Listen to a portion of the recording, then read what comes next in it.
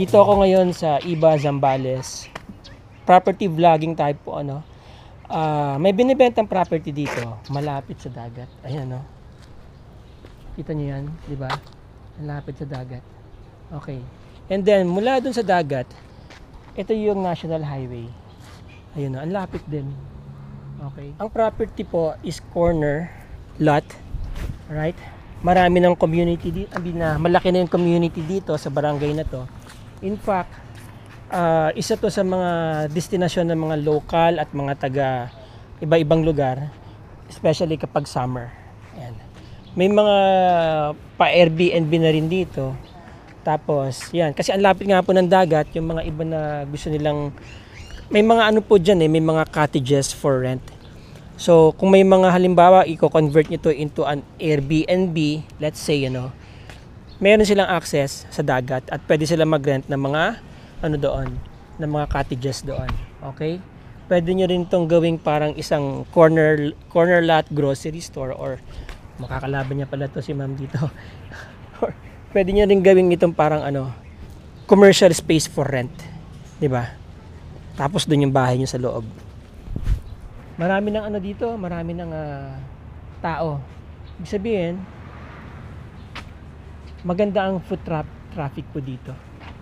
Coming from National Highway, yan. I would say magandang investment tong area na to, ma'am. Feeling, mga boss, mga ma'am, mga sir. Feeling ko lang. Alright? So, pasok tayo, no? Ang property, may mga structures dito. Feeling ko kailangan na tong for demolition, construction na yan. Oh. Ganun din yung bahay. Ang talagang binabayaran niyo po dito, yung location. Ang size ng property ay nasa 286 square meters. Ano po? So, very ample space yan kapag magpapagawa kayo ng, basta magaling yung magde-design na architect, gagawa ng parang pang Airbnb dito. Pag nagpagawa kayo ng 2 stories dito, tapos may roof deck, kitang-kita nyo yung dagat. No? And eventually, I think this community, ganun na rin ang mga, tignan nyo, may mga magagandang bahay na dito. Ayan, no? Kagaya nito sa gilid, no? So, gumaganda po, nagiging progressive tong community, ano? Ito yung paligid, ito yung gilid ng property. Hanggang doon. Hanggang doon sa may nyug, no? Tapos dito, pung. So, tingin ko, bawat side niya, actually may potential bawat side, di ba? Kasi kapag ka nakaharap sa road, may potential for commercial, may commercial value. Sabihin, pwede kayo mag-put up ng business ninyo.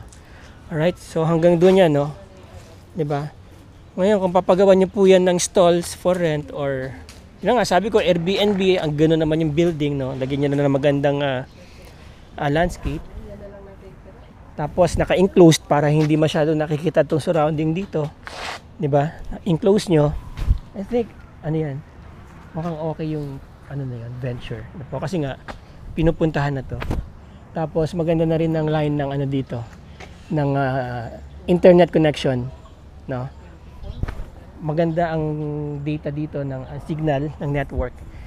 So kung halimbawa ang Airbnb to, tapos may mga transients kayong mga nag-uupa, yung mga nag-work from home, pwede nilang gawin yun dito.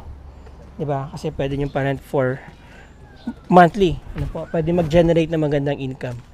Kasi nga malapit sa dagat at maraming mga young professionals ngayon na gustong alam niyo na, may lifestyle na sila. May mga digital nomads din na may mga lifestyle na naghahanap talaga ng mga ganung pwesto. Palipat-lipat lang sila.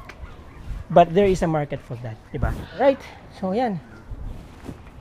Okay, mga boss, mga sir. Yung mga interesado po dito sa property, pwede nyo naman akong kontakin kung gusto nyo. Nandiyan po yung number ko, nandiyan yung aking WhatsApp, Viber, at yung Globe na po, at ang aking email address, andyan po. So, kontakin nyo lang po ako for further information and disclosure about this property. Again, the property is 286 square meters. Alright, selling for 5.2 million only. Magandang spot, magandang location. Okay? Malaki ang potential. Okay mga boss, mga ma'am, mga sir. Again, maraming salamat po sa inyong oras.